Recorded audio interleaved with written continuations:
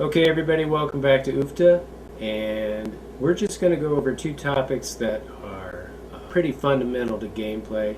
The first one is compulsory moves, and then the second one has to do with the difference between liquidating marker tokens on crops and then liquidating marker tokens on adversity cards. So, let's go ahead and jump right in. The first topic up is compulsory moves in OOFDAH. You'll notice that OOFDAH is driven by die rolls. Okay, the game mechanism depends entirely on what it is that what you roll, and then of course the decisions that you make kind of branch out from there.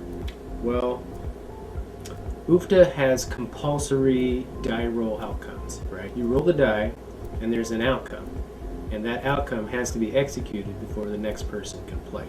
And so we just want to make sure that's clear. If I were to say, for instance, whatever the die roll is, so I rolled a 4, I am compelled to do whatever is on the explanatory card, right? So here the explanatory card, something you'll definitely want to reference often, early and often. The die roll 4 is a productive farm roll, and so, or you could carry out activities. So what you can't do is say, I rolled a 4, and I don't want to do anything. Your turn, right? And then you pass it on to the next player. That is impermissible. It violates the spirit of compulsory moves, which is built into the game mechanism of OOFDAH.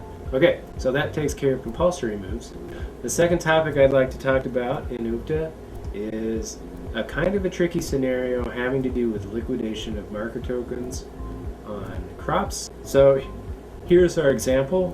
What we've got is a very interesting case where, we have plenty of funds, but they're tied up into our marker tokens, right? And the possibility of liquidation throughout the game is always there. However, we've got these two items. They've actually been cultivated, and I want to bring these into market, right? They're ripe and ready. But I've noticed that I only have 3 tokens available in the general funds, right? So if we bear that in mind, the question becomes, well, I can't harvest, can I?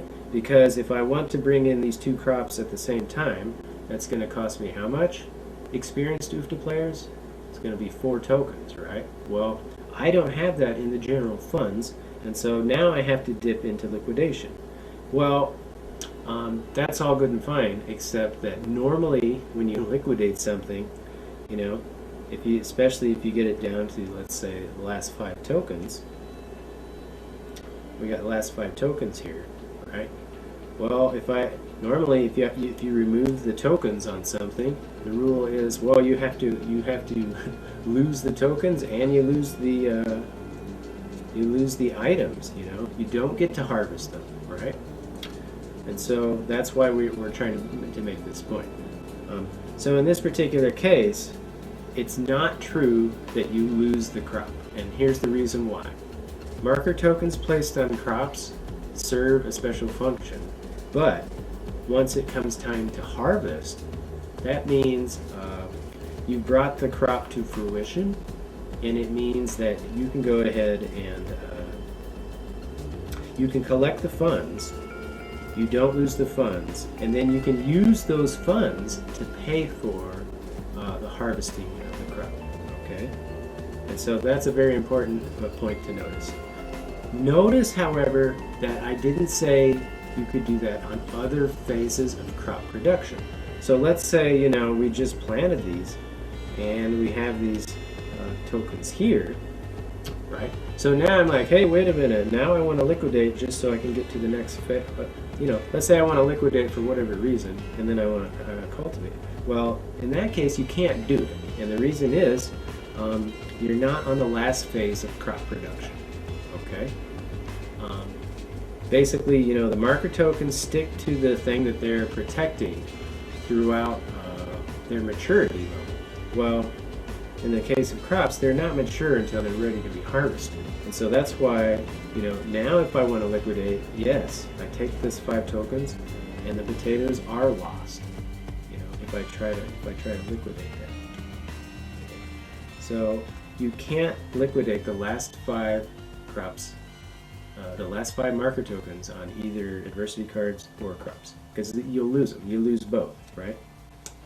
Okay, but that marker token is steadfast. It stays on there throughout the production, the life of the crop, and then once things come to fruition, if at this point I realize, okay, wait, I don't have enough funds to take care of this. I don't have those 10 tokens. I don't have enough funds, so what I'm going to do is on the last phase, I can keep the marker tokens and then pay for the production, right? Which is 5. I get 1 back, it's 4 tokens, and then I would go ahead and harvest, right? And so that's a very, very key concept to understand. Marker tokens on planted field crops are, you can liquidate them, but you can only do it on the last phase because that's the phase of maturity, right? Okay? Now we're going to turn our attention to the adversity card, right? So over here we've got 10 tokens. So what's the difference? Like, why can't I just do the same thing over here? Well, adversity cards are not something that grows in value over in a 4-phase system the way that crops do. Okay, it is true that adversity cards can gain value if you keep them for a growing season, but that's another issue. If you want to liquidate from adversity cards, you can do so, but once you get down to that last 5 tokens, right? If I get down to the last 5 tokens, I'm ready to play the card. I lose the 5 tokens and the card gets played. Okay, so hopefully that's clear, and it'll definitely make a difference in your game, and it should make sense because again, you're rewarded over here for seeing sticking it out, weathering the storm, the vicissitudes of life, and you have stuck to your guns, and you get to be rewarded with your marker tokens, and then that can, in turn can assist in the payment of that last phase of farm production. Okay, so hopefully that's clear. You can always go back over this video to understand the finer points, and thank you very much.